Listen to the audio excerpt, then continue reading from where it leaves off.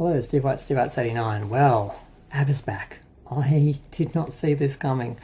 I was after ABBA. I was aware of ABBA because ABBA was huge in Australia in the late 70s and early 80s.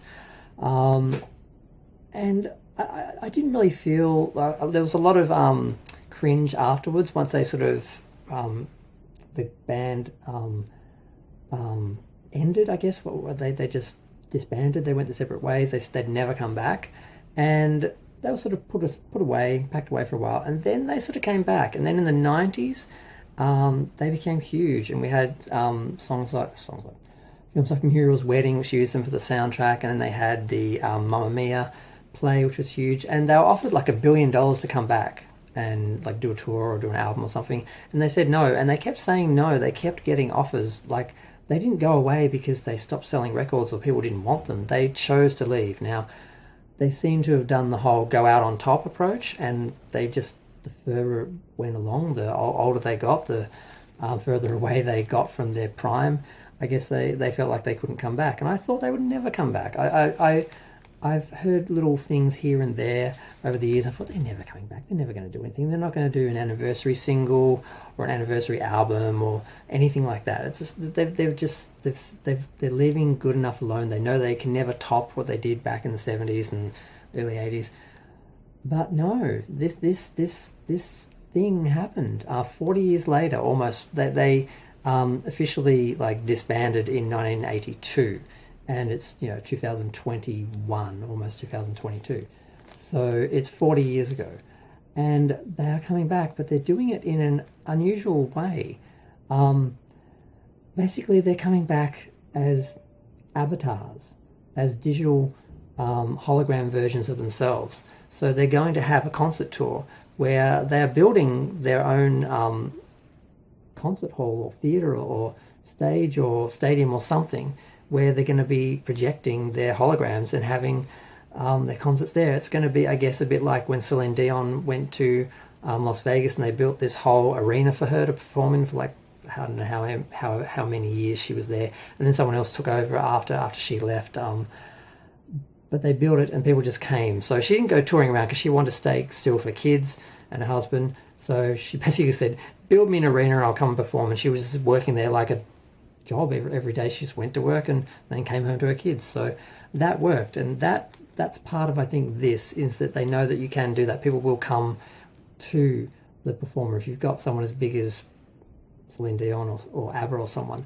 But there is also talk of taking the tour around the world, which I'm not sure how they're going to do that, if they have to have specifically built things to do it. Can that travel? Will they try and do this in each country or something? It's absolutely fascinating when you think about it. It's being described as a revolutionary concert, and I think it kind of could be, because we have a lot of stock in old music, a lot of old artists like the Beatles, people who've passed, some recently like Prince and Bowie, and people like Tupac and Whitney Houston, and all those people who've gone, and people still love their music, and their old music sells better. And a lot of the problem that you have with artists is they just want to do new music, whether because they make more money out of it than they do out of the old music, which usually the record studios get more and they get better deals as they go on, and then it's sort of better for the recording studios to just use the old stuff, which they have the better rights to, than the new stuff, which doesn't sell as well, because you get all these things happening. And the idea that you could just bring back artists in their prime is something that was considered. They did it with Michael Jackson. They did a hologram. They've done holograms of him and Tupac and people and Whitney, but they all seemed a bit, I can't avoid this pun, hollow. But ABBA's still here. They can do an avatar and they can actually voice it. They can actually be the real... They actually showed footage of them in their little jumpsuits with their ping pong balls and all that, which is how they do the digital mapping and everything. And they're actually... So it's not... They're just... It's like a form of costume. It's like they've got this young, new digital version of themselves that will basically be them. And it's just fascinating. They showed this. They did two singles were released, because this all just happened. I mean, I'd heard they were doing an album, and I'd heard that during the lockdown they'd written an album. I thought, well, I guess they had nothing else to do. I mean, I guess maybe they finally just like, well, what else can we do? Let's just write an album. We'll do something for an anniversary. I thought it was going to be something small, something contemporary, something kind of, well, we're old now, we'll do a little song album, little safe songs or something. I don't know. I thought they did something that's nice. And then all this happens and I find out, wow, it's actually much bigger than I knew. And they did 2 songs. Do I Have It Within Me? Or Do I Have It In Me? Oh my God, I can't read my own writing as usual. I still have faith in you is the name of the song. Some of the lyrics, I was writing down the lyrics while I was listening to it, and I got that confused with the title. I Still Have Faith in You is the first single, and they actually did a proper video, and they went back and they digitized a bunch of film, which is another reason they're very fortunate, because pretty much everything they did was in the film era, so it can all be scanned and done in HD and used differently than, say, someone who was a performer in the 80s like Madonna, where a lot of it was done on video and it's kind of stuck in that sort of level. But they had a lot of footage, it looked amazing, and then at the end they bring out the Avatars, and it's all 4 on stage in their retro gear, and they look amazing. They look like just real humans, and it's not just that technology has advanced, it's because there's real people in there. All the little movements, it's all real because the real people are there. They're not just being animated like some external person just sort of creating them like a creation. These are the actual people. They've just got a different skin on.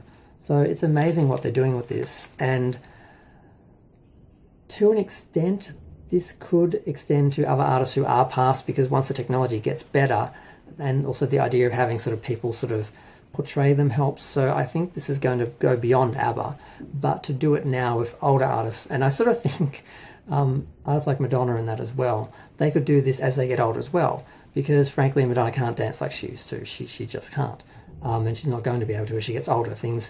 Each decade you get older, things get worse. You decline in health, and you age more with each decade than you did in the last decade.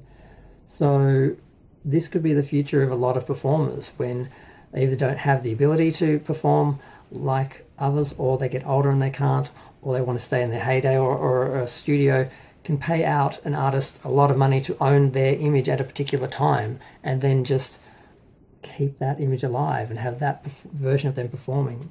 So this is really fascinating and interesting, and I don't have any issue with it, especially how they're doing it with ABBA, because they're behind it. They're not being exploited like in the past. They've brought back actors from movies that are dead and use their image and that and stuff like that, and it's for commercials and that, and it's sort of questionable. Their estate has given them permission, but is it actually what they would want, and so forth. So there's none of that issue here. We can just enjoy that they are back. They've got their new digital skins. They look amazing, and just how far can they go with this, and how great can it be? Because really, aside from the people in the front of the at the front of the stage, in the front of the crowd, who can actually see the performers, pretty much everyone else sees them from a distance or sees them on screens anyway. So the majority of the audience is not really going to see a difference between Avatars and the real thing. So this could actually be a revolution. I'm really fascinated to see how this goes, and I'm just shocked that it even happened, but I understand now why it did, because someone obviously came to them and said, well, you've said a million times you won't come back because you can't beat your prime, basically. What if we could bring you back in your prime? So some smart little cookies, put that question to them, and boom, they've had this little explosion of creativity. And they did another song, which unfortunately was only a lyric video, Don't Shut Me Down, which has a nice little digital spin on it and some puns and that. And it's a bit more of a dance song, a bit more of a retro. It's got 3.5 million. I think they only released these on YouTube like 7 hours ago or something. So I Still Have Faith in You has 7.3 million views. So I think this is going to work. This is going to be really interesting, and I really, really, really, I'm not excited because I was never a big ABBA fan. I mean, I had got Cher's ABBA album, and I've got an ABBA best of, and the other person who had a big hit with ABBA, of course, was Madonna, when they actually allowed her to sample some of Gimme a Man After Midnight for Hung Up, which was huge. It was her biggest hit. It was like in the Guinness Book of Records for like number one in the most countries, except America, because she was still banned there thanks to American Life. But everywhere else in the world, she was number one. So ABBA still has the power, and I'm really looking forward to see where this goes. But I'm going to leave that there because I've talked for a whole 10 minutes. I didn't think I'd get 5 minutes out of this. But it's fascinating, and it's positive, because I don't feel these people are being exploited. I think all these other times when they were talking about bringing people back, everyone was like, we don't want you to mess with our idols, we don't want you to violate them or take advantage of them. But, you know, obviously these are the original All Four back doing this. This is them. So it's just totally different. And it may sort of be sort of like a gateway revolutionary thing. So it'll be interesting to see how it goes. I'm going to go. Feel free to share, like, comment, subscribe, let me know what you think. I'm really, really fascinated to just watch this just evolve. Bye.